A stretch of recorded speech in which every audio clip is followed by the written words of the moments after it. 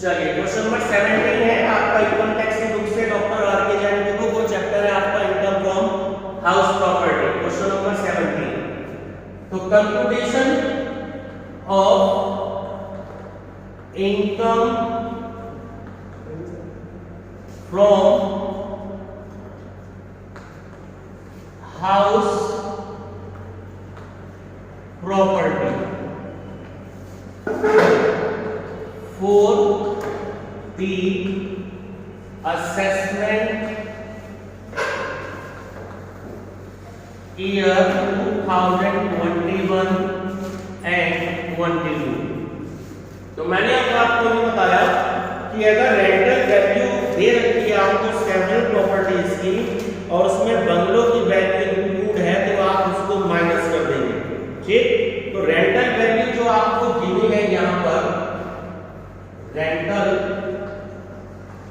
Value 4,65,000 कितनी है इसमें वैल्यू, कैलकुलेटर निकाल लो। 4,65,000 में से 78,000 माइनस कर लीजिए, कैलकुलेटर निकाल लो जल्दी। तो वैल्यू मेरे हिसाब से आपकी 3,87,000 आपकी वैल्यू आ रही है। इसी का कैलकुलेटर क्यों, कल से होना चाहिए वरना क्लास में बैठने नहीं दूंगा। ध्यान रखिए, शुरू किया आपने, कैलकुलेटर मस्ट है और एक फेयर रजिस्टर लेकर के आएंगे, रफ रजिस्टर से काम नहीं चलेगा। ठीक है सर। तो रेंटल वैल्यू आपको इसमें से माइनस करनी है जिस बंगलों में सेसी गहरा होता है, अगर वो इंक्लूडिंग है सेवरल प्रॉपर्टीज में से तो आप उस अमाउंट को माइनस करेंगे। ठीक, सेकंड एक लाइन और दे रखी है इसमें क्वेश्चन में, लॉस फॉर वैकेंसी, बहुत ध्यान से पढ़िएगा। He claims the following expenses in addition to the statutory allowances for repairs. अब उसने आपको ये 3-4 वैल्यूज दे रखी है। 1,000 for insurance premium, insurance premium हम नहीं लेते, मैंने बता रखा है आपको इनकम फ्रॉम हाउस प्रॉपर्टी में। 5,000 interest on loan taken to repair the residential house, इसको इंक्लूड करेंगे भी बाद में। ₹3,000 फॉर वैकेंसी अलाउंस। अब ये बात ध्यान रखना, इसको अंडरलाइन कर लीजिएगा। अगर वैकेंसी अलाउंस दे रखा है, करेक्ट कंप्यूटेशन आपको ब्रैकेट में मेंशन है, तो ध्यान रखना ये हमेशा इसमें से माइनस करेंगे क्योंकि मकान खाली रहा। ठीक है, ये है आपका अमाउंट लॉस फॉर वैकेंसी के नाम से, लॉस फॉर वैकेंसी। ठीक, जितने रुपए का हमें किराया मिलना चाहिए था वो नहीं मिल पाया, 3,000 रुपए, क्योंकि मकान खाली रहा। तो 3,000 रुपए इसमें से आप माइनस कर दीजिए, तो 3,84,000 आपकी वैल्यू आ गई। ये बच्चे भूल जाते हैं, ध्यान रखना। ठीक है, क्या कहेंगे इस वैल्यू को, नेट एनुअल वैल्यू। क्लियर है? अब चलिए आगे देखते हैं। स्टैट्यूटरी डिडक्शन आपको पता है, हम लेस करते हैं, लेस स्टैट्यूटरी डिडक्शन कितने परसेंट होती है, एट द रेट ऑफ 50%। किसने बता दिया तुम्हें, 30% of net annual value. Calculate करो, 3,84,000 का 30% कितनी वैल्यू आ रही है,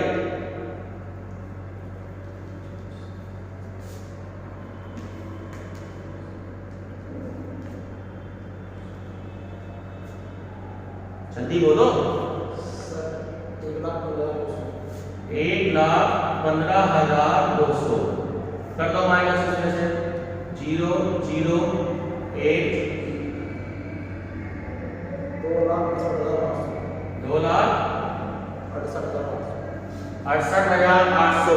क्या कहेंगे इस वैल्यू को, ये जो वैल्यू आई है ये वैल्यू आई है आपकी income from let out property, income from let out property, जो किराए पे उसने प्रॉपर्टी दे रखी है उससे जो इनकम हो रही है वो 2,68,800 रुपए की हो रही है। इस बात का ध्यान रखना है, ठीक है। मिस्टर परमानंद ने जितनी प्रॉपर्टी दी है उससे किराए की इनकम ये है, ठीक। अब है आपकी सेल्फ ऑक्युपाइड। सेल्फ ऑक्युपाइड की कंडीशन देखिए। सेल्फ ऑक्युपाइड यानी कि जिस बंगलों में वो खुद रहता है, सेल्फ ऑक्युपाइड मतलब, तो सेल्फ ऑक्युपाइड सेकंड हो गई सेल्फ ऑक्युपाइड, और दूसरा आप कह सकते हैं इसको रेजिडेंशियल हाउस। रेजिडेंशियल हाउस, तो इसकी एनुअल वैल्यू मैंने आपको बता रखी है, हमेशा नील होती है। जिस मकान में कोई भी असेसी रहता है उसकी एनुअल वैल्यू हमेशा होती है नील। क्या होती है ये बता रखा मैंने आप लोगों को। तो नील तो यहां पर आ गया इनर कॉलम की तरफ, लेकिन ये भी बताया कि अगर इंटरेस्ट ऑन लोन लिया जाता है तो वो उसमें से माइनस होता है। भले ही एनुअल वैल्यू नील होती है, इंटरेस्ट ऑन लोन कितना लिया है, देखो फर्स्ट लाइन में बोला था 5,000 रुपए। आप नील में से 5,000 में माइनस करेंगे, माइनस के 5,000 रुपए। चलिए माइनस कर दीजिए इसमें से, तो 2,63,800 रुपए। चेक करो ये इसका आंसर होगा, बिल्कुल ठीक है, 2,63,800 रुपए। इसे हम कहेंगे इनकम फ्रॉम हाउस प्रॉपर्टी। बहुत ही मोस्ट इंपॉर्टेंट क्वेश्चन है, एग्जाम पर्पस से इसे तैयारी करके जाइएगा। तो सीधा जी सॉल्व कर दो इसे बहुत आराम से। क्वेश्चन नंबर 18 है तो शॉर्ट क्वेश्चन, लेकिन बहुत इंपॉर्टेंट है क्योंकि इसमें इंटरेस्ट ऑन लोन की कंडीशन है। Mister Joseph owns a house which is let out for residential purpose. The construction of the house was completed in June 15. June 15 पे अंडरलाइन कर दीजिएगा। The annual letting value of the house is 96,000। देखिए आपको जब question में कभी भी एक ही वैल्यू दे रखी हो, जैसे हम 4 वैल्यू में कंपेयर करते हैं कि higher of principal value and fair rent, फिर वैल्यू दी हमने, ठीक है, not exceeding to standard rent, और उसके बाद एक्चुअल रेंट से कंपेयर कर लेते हैं व्हिच एवर इज मोर। तो इन चारों वैल्यू की कंपेयर करने के बाद ग्रॉस एनुअल वैल्यू आती है। अगर एक ही वैल्यू दी है, जैसे यहाँ पर इन्होंने आपको सिर्फ एनुअल लेटिंग वैल्यू ही दे रखी है, तो यही आपकी ग्रॉस एनुअल वैल्यू मानी जाएगी। तब हम कंपेयर नहीं करेंगे क्योंकि वैल्यू हमें दे ही नहीं रखी है। तो ग्रॉस एनुअल वैल्यू आप किसी को एज्यूम करेंगे जो कि इन्होंने आपको क्वेश्चन में दी है 96,000। इस बात का ध्यान रखिएगा, ठीक। अब म्युनिसिपल टैक्सेस पेड इन्होंने 20,000 दे दिया है, तो हम ये भी जानते हैं कि म्युनिसिपल टैक्स हम पेड भी माइनस कर देते हैं, लेस म्युनिसिपल टैक्सेस पेड 20,000। तो 76,000 आपकी वैल्यू आ गई। क्या कहेंगे इसे? Net annual value. यहां तक क्लियर है?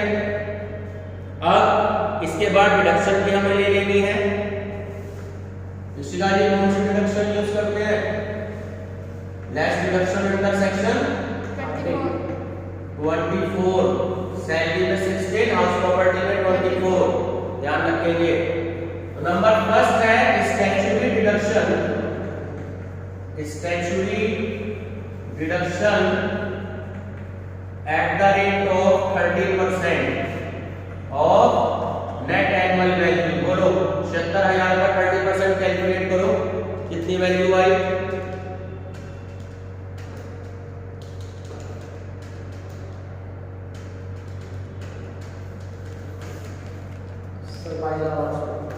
बाईस 22,800। ये तो आपकी 30% आ गई। अब इसमें एक इंटरेस्ट ऑन लोन की कंडीशन है, जरा उसे समझ लीजिए। He paid ₹24,000 on white washing देखिए व्हाइट वॉशिंग का कोई भी मतलब नहीं होता, मैंने पहले बता रखा है, सिर्फ दो डिडक्शन लेनी है, एक तो 30% और एक इंटरेस्ट ऑन लोन। तो व्हाइट वॉशिंग से कोई मतलब नहीं है हमारा, वो कितने रुपए खर्च कर ले। और 1 अप्रैल 2021 he had borrowed 30,000 on loan note at 12% interest and spent it on construction of the house। तो 30,000 रुपए जो थे उस पर 12% इंटरेस्ट है, ठीक है, और कंस्ट्रक्शंस के लिए उन्होंने खर्च किया अपने मकान के लिए, और nothing has been repaid out of this loan so far. इसको अंडरलाइन कर दीजिएगा, कुछ भी उन्होंने पेमेंट नहीं दी है, ठीक है, कोई भी पेमेंट नहीं दी है। तो सीधे सीधे सेकंड नंबर की आपकी जो डिडक्शन हो जाएगी वो हो जाएगी इंटरेस्ट ऑन लोन 30, यहां पे लिख देता हूं इधर, 30,000 का कितने परसेंट में रखा है, 12%, ठीक। तो 12 3 जा 36,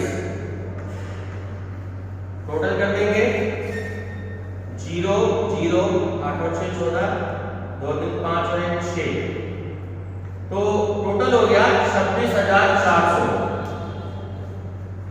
26,400 माइनस कर दीजिए। तो बुक में आंसर दे रखा है हमारा 29,600, चेक कर लो, यही आ रहा है, यही आ रहा है, ठीक है। तो 29,600 जो है ये हमारा आंसर आ गया, इनकम फ्रॉम